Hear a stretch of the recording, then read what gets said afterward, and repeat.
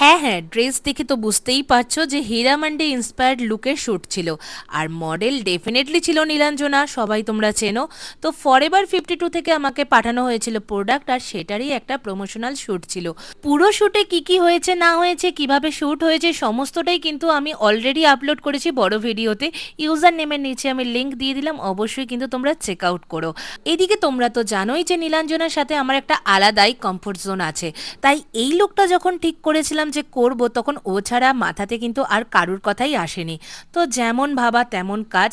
Dress jewellery তো সেদিনকে সুন্দর ছিলই, আর সেদিনের বেস মেকআপটাও হয়েছিল ফাটাফাটি, একদম ফ্ললেস একটা বেস মেকআপ। যাই হোক, তোমাদের এই ফুল লুকটা কেমন লাগলো সেটা কিন্তু অবশ্যই কমেন্ট করে আমাকে জানাতে ভুলো না।